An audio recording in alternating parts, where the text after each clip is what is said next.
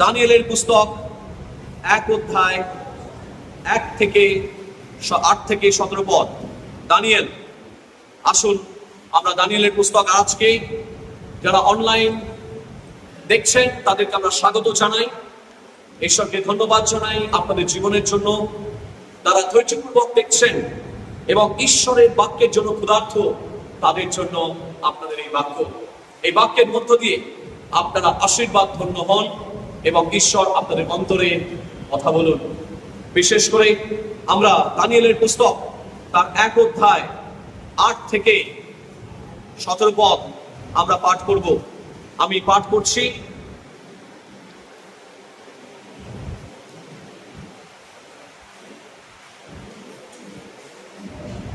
এখানে রয়েছে 8 থেকে পাঠের আরম্ভ এইরূপ। কিন্তু দানিয়েল মনে মনে স্থির করিলেন যে তিনি রাজার আহারীয় দ্রব্যে ও তাহার পানীয় দ্রাক্ষারসে আপনাকে অশুচি করিবেন না। এই জন্য আপনাকে যেন অশুচি করিতে না হয় এই অনুমতি নপুংসকের অধ্যক্ষের কাছে প্রার্থনা করিলেন। তখন ঈশ্বর সেই নপুংসকগণের অধ্যক্ষের কাছে দানিয়েলকে অনুগ্রহের ও করুণার পাত্র করিলেন। তাহাতে নপুংসকগণের অধ্যক্ষ দানিয়েলকে উত্তর করিলেন, আমি আমার প্রভু মহারাজকে ভয় করি। তিনি তোমাদের ভক্ষ ও পানীয় দ্রব্য নিরূপণ করিয়াছেন। তিনি তোমাদের সমবয়স্ক যুবকগণের মুখ অপেক্ষা তোমাদের মুখ কেন শুষ্ক দেখিবেন? ইহাতে তোমরা রাজার নিকটে আমার মস্তক সংশয় স্থল করিবে। পরে নপুংসকগণের অধ্যক্ষ দানিয়েল হনানীয় মিশায়েল ও অশরীয়ের উপরে যে গৃহাধ্যক্ষকে নিযুক্ত করিয়াছিলেন তাহাকে দানিয়েল কহিলেন, আমি অনুগ্রহ করিয়া 10 দিন আপনার দাসদের পরীক্ষা করুন। ভোজন পান করিবার নিমিত্ত আমাদিগকে সবজি ও জল দিতে আজ্ঞা হোক। পরে আপনার সম্মুখে আমাদের কান্তির ও রাজকীয় ভোগ্যভোগী যুবকগণের কান্তির পরীক্ষা হোক। পরে আপনি যেমন দেখিবেন তদনুসারে আপনার এই দাসদের সহিত ব্যবহার করিবেন। তখন তিনি তাহাদের এই কথায় কর্ণপাত করিয়া 10 দিন পর্যন্ত তাহাদের পরীক্ষা করিলেন।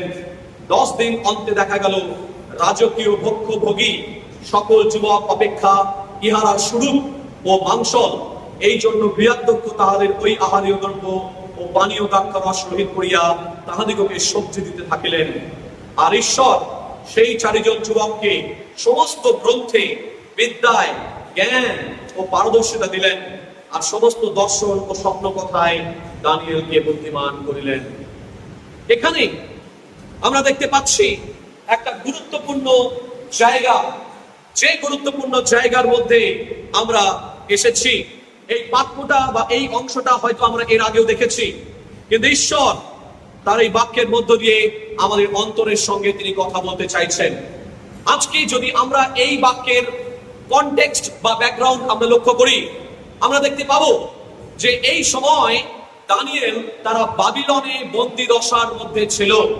দানিয়েল এবং তার 3 বন্ধু তারা সেই বাবিলনীয় বন্দী দশার মধ্যে রয়েছে এবং বাবিলন রাজ নবুকদনেসর বা ইংরেজিতে বলা হচ্ছে নেবুকাদনেসর, সেই নেবুকাদনেসর আদেশ দিয়েছেন যে যিহুদি যত হ্যান্ডসাম, দেখতে সুন্দর, জ্ঞানে বুদ্ধিতে পারদর্শী সেই রকম যুবক সন্তানদেরকে তারা যেন বেছে বেছে রাজসভার কাজের জন্য তৈরি করে বা প্রস্তুত করে।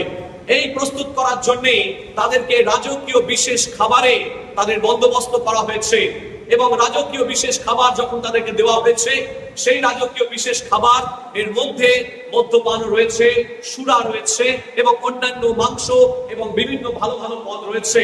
কিন্তু দানিয়েল তিনি জানতেন ব্যাবিলনের কালচার কি, তিনি জানতেন ব্যাবিলনের সমস্ত সংস্কৃতি কি, আর সেই কারণেই তিনি সম্পূর্ণভাবে তিনি মনস্থির করেছিলেন যে তিনি বাবিলন রাজের সেই খাবার তিনি নেবেন না।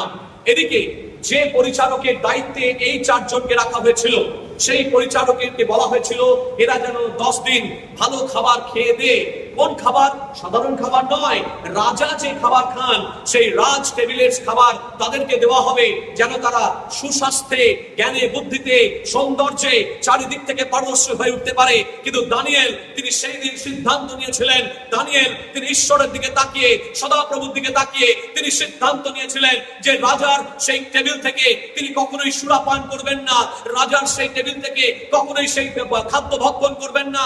কারণ তিনি জানতেন এই খাদ্য ভক্ষণ করলে নিজেকে অশুচি করা হয়। আর সেই ব্যাবিলন রাজের অফারকে তিনি, যদিও তিনি সরাসরি উপেক্ষা করেননি, তিনি অনুরোধ করেছেন, তিনি বিনয় করেছেন, তিনি সদাপ্রভুর দিকে তাকিয়ে সেই নপুংসকের কাছে তিনি বলেছেন, আমাকে 10 দিন আপনি পরীক্ষা করুন, আমাকে 10 দিন পরীক্ষা করে দেখুন যে অন্যান্য যারা ওই খাদ্য খায় তারা শরীরে কেমন আছে, আর আমি শাকসবজি দিন, আমাকে আপনি ভেজিটেবলস দিন, আমাকে দেখুন 10 দিন পরীক্ষা করে আমি কেমন থাকি। আর সেই অনুরোধ শুনে যখন 10 দিন পরে তাদের দেখা গেল তাদের থেকে তারা অনেক বেশি সৌন্দর্যে ভর্তি হয়ে গেছে, তাদের মুখোজ্জ্বল হয়েছে এবং ঈশ্বর তাদের সহবর্তী ছিলেন।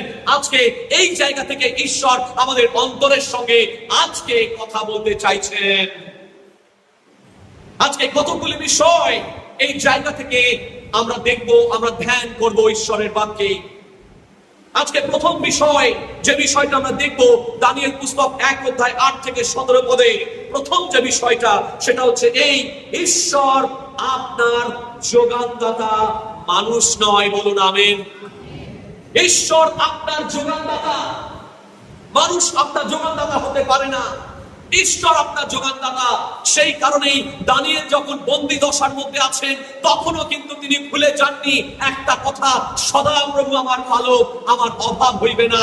সদা প্রভু আমার পালক, আমার অভাব হইবে না। সদা প্রভু আমার পালক, আমার অভাব হইবে না। এই কথাটা দানিয়েল কখনো ভুলে যাননি। যদিও তিনি বন্দী দশার মধ্যে রয়েছেন, ব্যাবিলনিয়ান ক্যাপটিভিটির মধ্যে রয়েছেন, ফর 70 ইয়ার্স তাদেরকে নিয়ে যাওয়া হয়েছে, আর সেইখানেই তারা থাকবেন, বহুদিন থেকে থাকতে হবে। তবুও তারা বিদেশীদের মধ্যে থেকেও সদাপ্রভুর সেই ব্যবস্থাকে, সদাপ্রভুর সেই সমস্ত নিয়ম বিধি ব্যবস্থাকে তিনি ভুলে যাননি। আর সেই কারণে তিনি সমস্ত ভাবে তাকে সম্পূর্ণ সেই রাজার খাবার দেওয়া সত্ত্বেও তিনি রেজলিউট ছিলেন এবং তিনি সিদ্ধান্ত নিয়েছিলেন নিজেকে অশুচি করবেন না, কারণ তিনি জানতেন যে সদাপ্রভুই আমার পালক। আজকে কতজন আমাদের মধ্যে আমরা এই 21 শতাব্দীর বুকে যখন বসে রয়েছি, যখন বিভিন্ন প্রতিকূল পরিস্থিতির মধ্যে আছি, তখন এই কথাটা আমরা মনে রাখি যা সেই নেবুকদ্নেছারের সময় বহু বছর আগে তিনি বলেছিলেন, সদাপ্রভু আমার পালক। তিনি মনে মনে ভাবছেন, সদাপ্রভু আমার পালক, আমার অভাব হইবে না। ঠিক যেমন রাজা দাউদ তিনি লিখেছিলেন 121 1 এবং 2 পদে, আমি পর্বতগণের দিকে চক্ষু তুলিব, কোথা হইতে আমার সাহায্য আইছে? সদাপ্রভু হইতে আমার সাহায্য আইছে, যিনি আকাশ ও পৃথিবীর নির্মাণ কর্তা। আজকে প্রিয় ভাই বোন, দানিয়েল তিনি ঈশ্বরের অলৌকিক ডিভাইন প্রভিডেন্সের হাত তিনি দেখতে পেয়েছিলেন। বলুন আমেন। আজকেও কি 21 শতাব্দীর বুকে আমরা সেই ডিভাইন প্রভিডেন্সের হাত আমরা দেখতে পাই? আমরা কি এখনো ঈশ্বরের হাতকে দেখতে পাই নাকি মানুষের হাতকে দেখতে পাই? আজকে ঈশ্বর আমাদেরকে চ্যালেঞ্জ করে দিচ্ছেন দানিয়েলের মধ্য দিয়ে, যেন আমরা আজও ঈশ্বরের দিকে তাকিয়ে বলি, প্রভু তোমার হাত এত খাটো নয় যে তুমি আমাকে আশীর্বাদ করতে পারো না, তোমার চোখ এত খাটো নয় যে তুমি দেখতে পাও না, তুমি আজও আমাদের সমস্ত কিছু দেখতে পাও। তুমি জীবন্ত ঈশ্বর, আর সেই জীবন্ত ঈশ্বর যে প্রতিজ্ঞা করেন সেই প্রতিজ্ঞা তিনি পালন করে থাকেন। আর সেই কারণে সেই রাজা নেবুকদ্নেছারের সম্মুখে তিনি বলতে পেরেছিলেন, সেই ইউনাক্সের সামনে তাকে বলতে পেরেছিলেন যে আমাকে পরীক্ষা করে দেখুন 10 দিন। আর তিনি এই জন্যই বলতে পেরেছিলেন কারণ তিনি জানতেন ঈশ্বর যোগানদাতা, ঈশ্বর মানুষ নয়। 2010 সালে, আজ থেকে বেশ কয়েক বছর আগে, যখন আমি সাউদার্ন এশিয়া বাইবেল কলেজের আমি অধ্যয়ন করছি, তখন সেখানে 2010 সাল, 2011 সালে আমি গ্রাজুয়েট হয়ে চলে আসবো, আর কিছুদিন বাকি রয়েছে। তখন সেই মুহূর্তে আমি যা টাকা পয়সা বিয়ের পরে, আমার স্ত্রী আমার শ্বশুর বাড়িতে রয়েছেন, এবং আমি পড়াশোনা করতে গেছি বিয়ের ঠিক পরের বছরই। 2008 আমার বিয়ে হয়েছে এবং 2009 আমি পড়তে চলে গেছি সাউদার্ন এশিয়া বাইবেল কলেজে আমার মাস্টার্স করতে। এবং সেই সময় যখন গিয়েছি ওখানে 2 বছর, এবং তারপরে যখন লাস্ট সেমিস্টারে আমি পাস করে ওখান থেকে ফিরে আসবো, তার আগে যা কিছু টাকা পয়সা নিয়ে গিয়েছিলাম, তখনকার দিনে কিন্তু ফোন টোন ছিল না।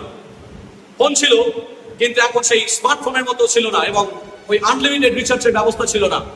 আমার বেশ মনে আছে, বুঝতেই পারছেন, নতুন বিয়ে করার পর প্রত্যেক দিন কথা বলতে গিয়ে প্রায় 100 টাকা খরচ হয়ে যেত। আবার কথা না বললে মন খারাপ করত। তখন সেই সময় যা টাকা পয়সা ছিল সব শেষের পথে, এবং তখনও 3 মাস বাকি আমার গ্রাজুয়েট হতে, ওখান থেকে পাস করে ফিরতে। এবার চিন্তা করুন, ওখান থেকে ট্রেনে টিকিট কাটবো, 3 মাস যাবত আমার হাত খরচা সব বাবদ আমার কাছে কত টাকা করে রয়েছে? মাত্র 1100 টাকা। সেই 1100 টাকা নিয়ে এবার আমি প্রার্থনা শুরু করেছি। 1100 টাকা হাতে করে রয়েছে আমার সর্বসাকুল্যে। কিন্তু আমি জানতাম, যদি আমি বিদেশে রয়েছি, আমি জানতাম সদাপ্রভুর হাত তা যোগান দিতে পারে। আমার এক বন্ধু সেখানকার পালক, তামিলনাড়ুর, এবং সে এসে হয়তো প্রার্থনায় কোনোভাবে বুঝতে পেরেছে। সে এসে বলছে, প্রকাশ, যদি অসুবিধা হয় আমাকে কিন্তু বলো। আমি কি বলছি, না না, আচ্ছা ঈশ্বর আসলে যোগাবেন, চিন্তা নেই। সে যদিও বলছে, আমি নেবো কেন? আমি প্রার্থনা করছি, আমি জানি অলৌকিকভাবে ঈশ্বর যোগাবেন। অতএব আমি আমার বন্ধুর কাছে হাত পাতিনি, এবং আমি প্রার্থনা করে যাচ্ছি। এবং যখন প্রার্থনা করছি, শেষ দিন আমি বলছি, প্রভু আমি টিকিট কাটবো কি করে, বাড়ি যাবো কি করে? এবার আমি বাড়িতে যাব, সমস্ত বই টই ওখানে দিয়েছে, আমি এত জিনিসপত্র লাগেজ লটবহন নিয়ে আমি ফিরবো কি করে? এসব বিভিন্ন চিন্তা আমার মাথার মধ্যে হচ্ছে, আর আমি শুধু প্রার্থনা করে যাচ্ছি। সেই মুহূর্তে লাস্ট দিন যে চার্চের সঙ্গে আমি কানেক্টেড ছিলাম, কারণ এদেরকে যেমন বাইবেল কলেজ থেকে এদের এখানে পাঠানো হয়েছে, আমাকেও একটা চার্চে, যখন আমি ওখানে পড়তে গেছিলাম, আমাকে কোন একটা চার্চের সঙ্গে আমাকেও পাঠানো হয়েছে প্র্যাকটিক্যাল মিনিস্ট্রি করার জন্য। এবং শেষ দিন আমি ওখানে প্রচার করছি, ইংলিশে ওখানে প্রচার করছি। প্রচার করার পর আমি কিন্তু প্রার্থনা করছি। আমি জানি না কিভাবে ঈশ্বর দেবেন, শুধু একটুকু জানি যে ঈশ্বর যোগাবেন। আর যখন আমি প্রার্থনা করছি এবং সেখানে শেষ দিন প্রচার করতে গেছি, প্রচার করার পর বিশ্বাস করবেন না, 3টে খাম অযাচিত ভাবে আমাকে দেওয়া হলো। 3টে খাম, আমি জানি না তার মধ্যে কি আছে। 3টে খাম, যিনি পাস্টার ছিলেন তিনি এসে একটা খাম ধরালেন, সাদা খাম। আর একজন 2জন ব্যক্তি বসেছিলেন চার্চের মধ্যে, মেম্বার বোধহয়, তারা এসে আমাকে 2টো খাম ধরালেন। আর যখন বেরিয়ে যাচ্ছি, সেটাও একটু আনএক্সপেক্টেড, 2জন আমেরিকান সেই চার্চে এসেছিলেন। হঠাৎ করে তারা ঢুকে, বোধহয় আমার প্রচার শুনেছিলেন কিনা জানি না, আমি জানি না সেটা, কিন্তু তিনি হঠাৎ একটা নোট আমার হাতে গুঁজে দিলেন, না পকেটে গুঁজে দিলেন, আমার ঠিক মনে নেই, বহু বছর আগে গেল। যখন গুঁজে দিলেন, আমি আর কিছু বলিনি, থ্যাংক ইউ জানিয়ে আমি চলে গেলাম। বহুদিন পরে খামটা আমি খুললাম, প্রায় 1 সপ্তাহ পরে খামটা খুলে এবং সমস্ত টাকা পয়সা গুনে আমি দেখলাম প্রায় তখন আমার কাছে 12,000 টাকার বেশি ছিল। আমার হাতে কত? 1100 টাকা। আমি জানি না আমি কি করে বাড়ি যাব, কিন্তু সেই 12,000 টাকার প্লাস সেখানে একটা আমেরিকান ডলার ছিল, $100। তখনকার সময় $100 দাম ছিল 4,800 টাকা। সেই আমেরিকান ডলার আমি এখানে এসে ভাঙালাম, সেই টাকাটাও এক। সেই বছর আমার বেশ মনে আছে, আমি আর আমার স্ত্রী 2জনে মিলে আমরা ওই টাকায় আমরা বড়দিন কাটিয়েছিলাম। যখন আপনি বিদেশের মধ্যে রয়েছেন, যে পরিস্থিতির মধ্যে রয়েছেন, ঈশ্বর আপনাকে যোগাবেন, বলুন আমেন। ঈশ্বর যা বলেন তা করেন। তাই আমাদের জীবনে সব সময় দানিয়েল কিন্তু জানতেন যে যে কোনো পরিস্থিতিতে আমি নিজেকে অশুচি করিব না, এই সিদ্ধান্ত যখন নিয়েছিলেন, এবং সেই খাদ্য আমাকে ঈশ্বর যোগাবেন। সেই কারণেই দানিয়েলের সে বিশ্বাস ছিল, ঈশ্বর তাকে ব্যবহার করেছিলেন এবং অশুচি তিনি নিজেকে হতে দেননি। 2 নম্বর, ঈশ্বরের উপরে নির্ভর করলে তিনি আপনাকে অনুগ্রহ দেবেন। যদি আমরা 9 পদ পড়ি, 9 পদে দেখবেন কি লেখা রয়েছে। সেখানে সেই ইউনাকের সঙ্গে কথা বলছেন, মানে ইউনাকের বাবার নাম হচ্ছে নপুংসক। এই নপুংসকের সঙ্গে তিনি কথা বলছেন। তখনকার দিনে যারা রাজসভায় কাজ করতো তারা নপুংসককে রাখা হতো।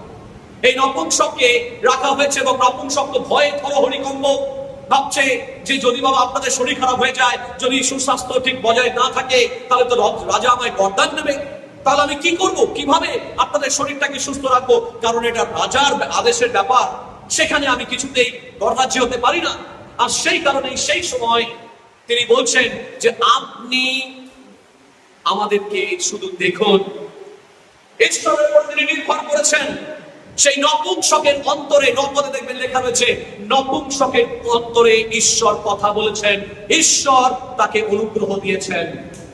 যখন কঠিন পরিস্থিতি আসে প্রিয় ভাই বোন, যদি আপনি ঈশ্বরের উপরে নির্ভর করেন, তাহলে ঈশ্বর সেখান থেকে বেরোনোর পথ করে দেবেন। বলুন আমেন। যখন সেই মিশরীয় বাহিনী চারিদিক থেকে তাকে আক্রমণ করছিল, যখন মিশরীয় বাহিনী ডান দিকে বাঁ দিকে পাহাড়, পেছনে মিশরীয় বাহিনী ছুটে ছুটে আসছে, তখন তাদের দিকে একটা পথই খোলা ছিল, উত্তরের পথ। আর সেই উত্তরের পথ, যে পথ ঈশ্বরের পথ, আর সেই পথে তারা প্রার্থনা করছিল, প্রভু তুমি এখান থেকে বেরোনোর রাস্তা করে দাও, প্রভু তুমি কিভাবে বেরোবো আমরা। তারা কাঁদছিল।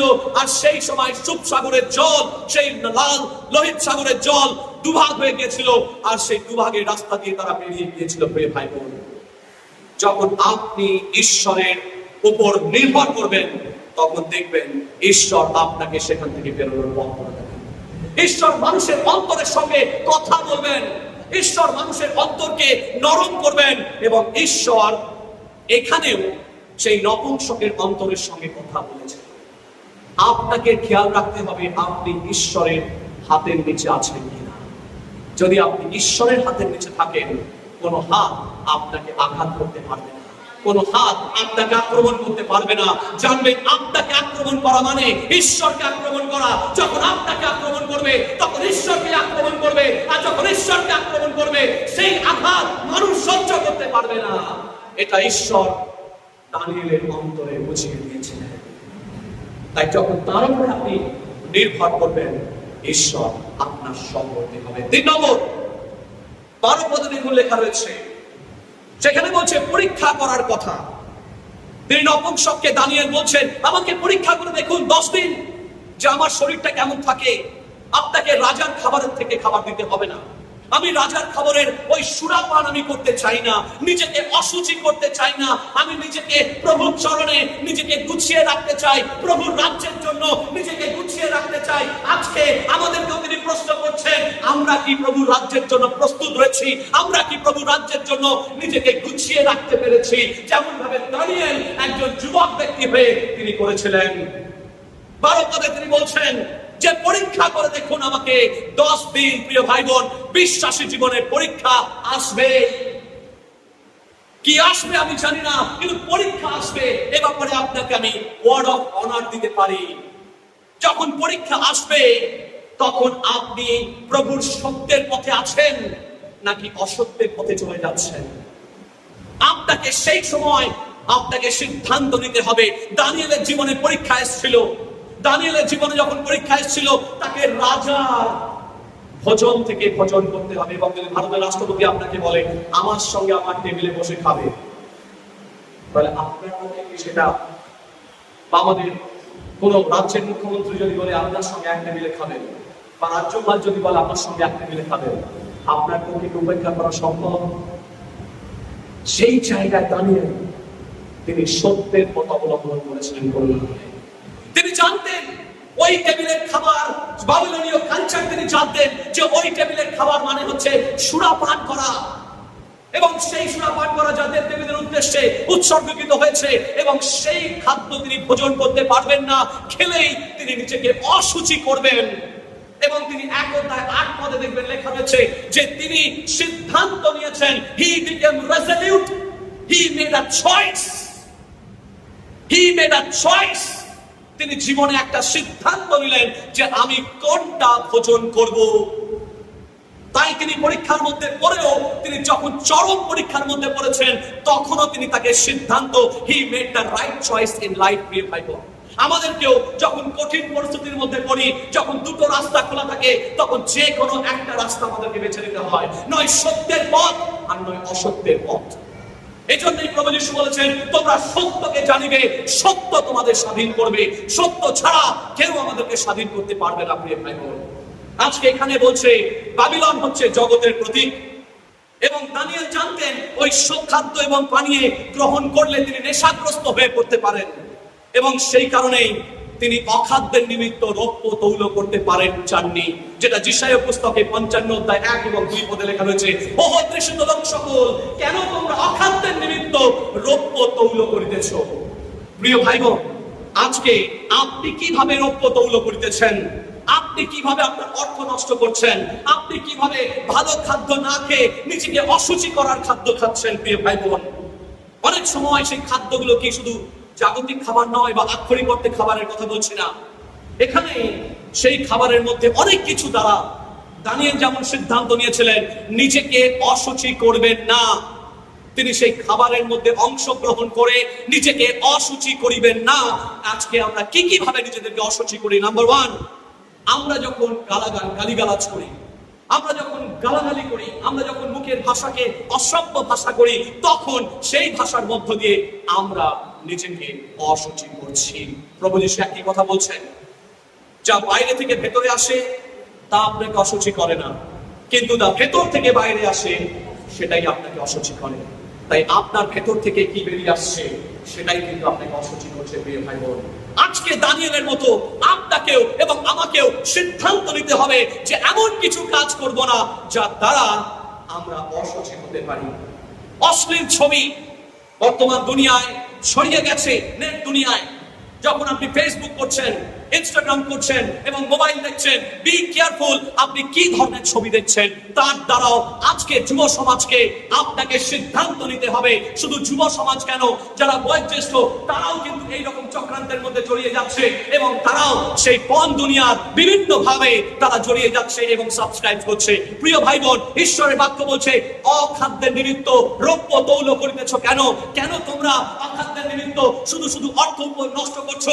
আজকে ভালো খাদ্য তোমাদের মধ্যে রয়েছে, সেই জীবনের খাদ্য তোমরা ভোজন করো এবং নিজেদেরকে অসুচি করো না। নেশা, বিভিন্ন ধরনের নেশা, অনেক ধরনের, এমনকি কিছু মনে করবেন না, খ্রিস্টের বিশ্বাসী হয়েও আমরা অনেক সময় মদ্যপান করি। মদ্যপানের প্রতি আসক্ত অনেকেরই রয়েছে। সেই মদ্যপানের আসক্ত থেকে আমাদেরকে বেরিয়ে আসতে হবে, কারণ তার দ্বারা আমরা নিজেদেরকে অসুচি করি। ঈশ্বরের বাক্য বলছে, তোমরা জানো না তোমাদের দেহ পবিত্র আত্মার মন্দির? তোমরা কি জানো না যে তোমাদের দেহ পবিত্র আত্মার মন্দির, যিনি আমাদের অন্তরে থাকে, যাহাতে আমরা ঈশ্বর হইতে প্রাপ্ত হইয়াছি, আর আমরা নিজের নৈতার মন্দ দ্বারা কৃত হইয়াছি, আর আমরা নিজের নৈতার মূল্য দ্বারা কৃত হইয়াছি। আমরা তার মূল্য দ্বারা কৃত হয়েছি, তাই আমাদের দেহ তার। আর সেই কারণে আমরা এমন কিছু কাজ করব না যা আপনাকে অসুচি করে। আপনাকে সিদ্ধান্ত নিতে হবে কি আমাকে অসুচি করতে পারে। সেই অসুচি খাবারগুলো, অসুচি জিনিসগুলো, অসুচি বস্তুগুলো আমরা আমাদের জীবনে প্রবেশ করতে দেব না। যখন জগতে ছিলেন তখন আমরা অনেক কিছু করেছেন, কিন্তু যখন থেকে ঈশ্বর পৃথক করেছেন, সাধু পৌল তিনি খ্রিস্ট বিশ্বাসীদেরকে অত্যাচার করতেন, কিন্তু যবে থেকে খ্রিস্টতে এসেছেন তিনি অত্যাচার করতেন না, তিনি অত্যাচারিত হতেন। বলুন আমেন। আজকে আমাদের জীবনেও সেই ইউ টার্ন প্রয়োজন। অনেক সময় বাইক চালায়, অনেক সময় গাড়ি চালাই, সেই বাইক চালানোর সময় আপনাকে ইউ টার্ন নিতে হয়। আপনি যাচ্ছেন একটা রাস্তার মধ্য দিয়ে, হঠাৎ দেখলেন সেই রাস্তা বন্ধ, আপনাকে ঘুরে ইউ টার্ন নিয়ে আসতে হয়। আজকে প্রিয় ভাই বোন, যতজন ঈশ্বরের দ্বারা স্পর্শ পেয়েছেন, যতজন আরোগ্যতা পেয়েছেন, যতজনের জীবনে ঈশ্বর আরোগ্যতা দিয়েছেন, তাদের জীবনের মধ্যে সেই ইউটার্ন এক্সপেরিয়েন্স আমাদের জীবনে দরকার রয়েছে। প্রিয় ভাই বোন, আজকে আমাদের ইউটার্ন না হলে ঈশ্বর আমাদেরকে ব্যবহার করতে পারবেন না। 4 নম্বর, প্রভুর জন্য যখন আপনি সমর্পিত জীবন যাপন করেন, তখন দেখবেন প্রভুর অসাধারণ ক্ষমতা এবং আশীর্বাদ আপনার এবং আমার জীবনে নেমে আসবে। 16 এবং 17 পদে দেখুন লেখা রয়েছে। 16 এবং 17 পদে কি লেখা রয়েছে দেখুন। 16 এবং 17 পদে লেখা রয়েছে যে দানিয়েলকে ঈশ্বর প্রচুর পরিমাণে আশীর্বাদ করলেন। জ্ঞানে, বিজ্ঞানে, বিভিন্ন ভাবে বিজ্ঞতায় সব দিক থেকে ঈশ্বর দানিয়েলকে আশীর্বাদ করলেন, এমনকি দর্শন ব্যাখ্যা করার ক্ষমতা দিলেন। ঈশ্বর প্রচুর পরিমাণে আশীর্বাদ করবেন তখনই, আপনাকে তার রাজ্যের জন্য ব্যবহার করবেন তখনই যখন আপনি সিদ্ধান্ত নিচ্ছেন। পরীক্ষা আপনাকে পড়তেই হবে। সবসময় মনে রাখবেন, নিউ লেভেল নিউ ডেভেল। আরেকবার বলি, নিউ লেভেল নিউ ডেভেল। আমি বলবো নিউ লেভেল, আপনারা বলবেন নিউ ডেভেল। নিউ লেভেল কথাটার মানে কি? এক একটা স্তরে এক এক রকমের পরীক্ষা। ক্লাস 1-এ পড়ার সময় যে পরীক্ষা দিয়েছেন, ক্লাস 10-এ নিশ্চয়ই সেই পরীক্ষা দেননি। আবার ক্লাস 10-এ যে পরীক্ষা দিচ্ছেন, আবার ক্লাস 12-এ আরেক ধরনের পরীক্ষা। আবার ক্লাস 12-এ যে পরীক্ষার লেভেল, গ্রাজুয়েশন লেভেলে এক পরীক্ষা নয়। সুতরাং যত লেভেল বাড়বে তত টেবিলের চরিত্র বদলায়। তাই আপনাকে পরীক্ষার জন্য সদা সর্বদা প্রস্তুত থাকতে হবে। কিন্তু যখনই আপনি পরীক্ষায় পড়ছেন, আপনাকে সঠিক সিদ্ধান্ত নিয়ে you have to make a choice, and the choice has to be right. আপনাকে সঠিক সিদ্ধান্ত নিতে হবে, সঠিক জিনিসটা বেছে নিতে হবে। আর যখন আপনি বেছে নেবেন, তখনই ঈশ্বর আপনাকে এক নতুন উচ্চতায় তুলবেন। বলুন আমেন। পরীক্ষায় পাস না করলে আপনি নতুন ক্লাসের বই পান না, তাই তো?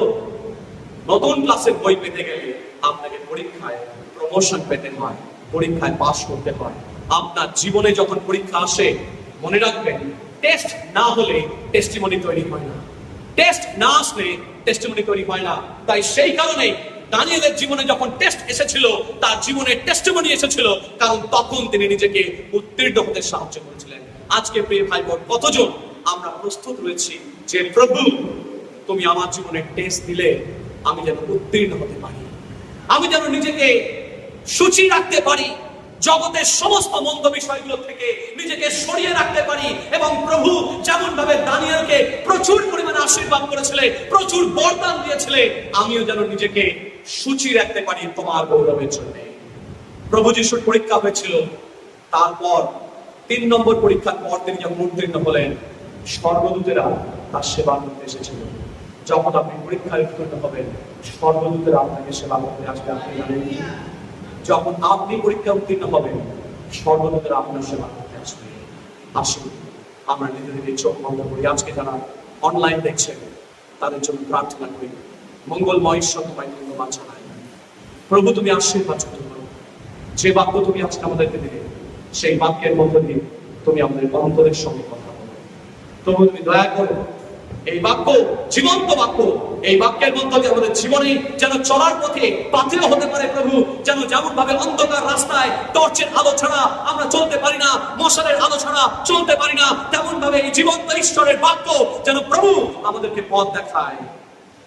তাই তো গীতবাচক বলেছেন, তোমার বাক্য আমার চরণের প্রদীপ, আমার পথের আলো। তোমার বাক্য আমার চরণের প্রদীপ, আমার পথের আলো। আমি শপথ করিয়াছি, স্থির করিয়াছি, শপথ করিয়াছি, স্থির করিয়াছি, তোমার পথে চলব। তোমার বাক্য আমার চরণের প্রদীপ, আমার পথে আলো। প্রভু, তোমায় ধন্যবাদ, তোমার বাক্যের জন্য। তোমার বাক্যকে হৃদয়ে পাথেয় করে যেন বাকি জীবন চলতে পারি, তোমার আশীর্বাদের নিচে থাকতে পারি, তোমার গৌরবের জন্য জীবনযাপন করতে পারি, তোমার রাজ্যের জন্য ব্যবহার করতে পারি। এই প্রার্থনা তোমার যিশু নামে চাই। আমেন। আমেন।